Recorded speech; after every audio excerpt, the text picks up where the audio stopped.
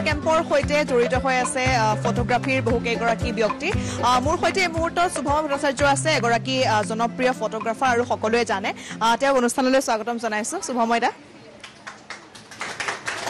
নমস্কাৰ আৰু আপুনি কিমান জনপ্ৰিয় ইয়াতে গম পোৱা গৈছে নাই চাওক মই এনেও সৰু ল'ৰা ছোৱালীৰ লগত থাকি ভাল পাওঁ আৰু দ্বিতীয় কথা হ'ল সিহঁতৰ যিটো ভিজুৱেল ইমাজিনেশ্যন আছে সিহঁতে যেটো মনত ভাবে আজিকালি কি সবেতো ক্যামেৰা ল'বলৈ আনে কিন্তু মোবাইলটো মা দেউতাৰ লগত থাকে আজিকালি ল'ৰা ছোৱালীকো দিয়া হয় কিন্তু এই মোবাইলটো আমি যদি এটা ভাল অনুভূতি লৈ পেলাই ব্যৱহাৰ কৰিব পাৰো তাত এটা বেলেগ বস্তু আছে সেই বস্তুটো হ'ল সিহঁতৰ ইমাজিনেশ্যনটো আমি ডকুমেন্ট কৰিব পাৰো আৰু সেই মিডিয়ামটো হৈছে মোবাইল ফটোগ্ৰাফি আমি কি কৰিছো তেওঁলোকক সৰু সৰু কেইটামান এক্টিভিটি দিছো যেটো সিহঁতৰ জীৱনৰ লগত সিহঁতৰ ঘৰৰ লগত জড়িত তেওঁলোকে গছ ফুল ঘৰৰ চোতালত থকা এখন গাড়ী ৰখি আছে সেইবিলাক ফটো তুলি পঠাইছে যোৱা দিনত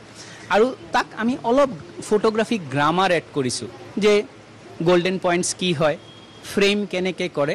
আজি আহি পেলাই সিহঁতে নিজে কৈ আছে নাই নাই এইটো গোল্ডেন পইণ্ট ইয়াতে বহাব লাগিব তে এই যে সৰু ইমাজিনেশ্যনটো এই যে ক্ৰিয়েটিভিটিটো গ্ৰো কৰিলে another 5-10 years যেতিয়া হিয়তে হসাখসিকে ডাঙৰ হ'ব আৰু কোনোবাই যদি ভিজুৱেল কমিউনিকেশ্যনটো সাবজেক্ট হিচাপে লয় তেতিয়া তাৰ কাৰণে এটা ভৱিষ্যতৰ মানে বেস বনি গলিয়াতে আৰু মানে আমি কিবা এটা দিব খুজিছো আমি যিখিনি শিকিলো তাৰে এটা সৰু প্ৰয়াস হ'ল এই সামাৰ কেম্প আৰু হেতুৰ কাৰণে অনুপম নাথ আৰু মানুহক মই ধন্যবাদ দিব লাগিব হিহতে ইমান ধুনিয়া যে এটা ইনিশিয়েটিভ লৈছে আৰু সবে যেনেকুৱাকে সমৰ্থন কৰিছে হেতুটো মানে হলাগ ল'বলগীয়া